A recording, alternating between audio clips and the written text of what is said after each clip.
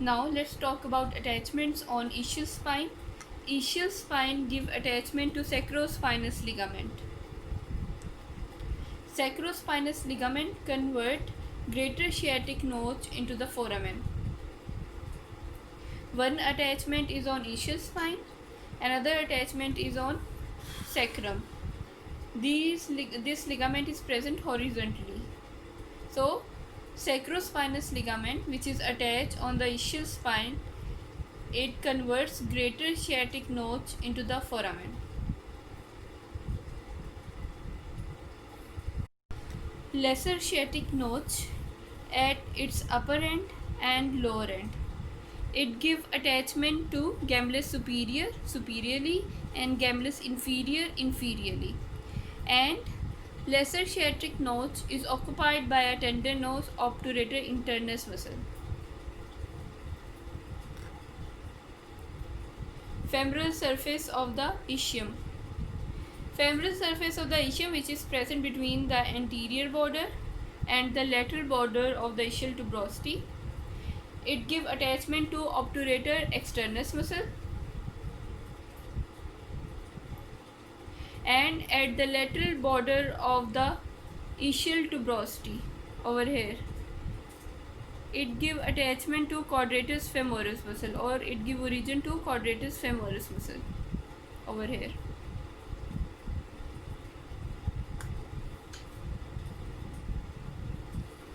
Let's talk about attachments on ischial tuberosity, which is very important for viva point of view. As we know that ischial tuberosity has transverse ridge and vertical ridge. Upper part has oblique ridge. Oblique ridge divides the upper part into supralateral area, inframedial area, and the lower vertical ridge divides the lower part into outer and inner area. Supralateral area, it gives origin to semimembranosus muscle. Inframedial area, it gives origin to semitendinosus muscle and bicep femoris muscle. Outer lower area, it gives origin to adductor magnus muscle.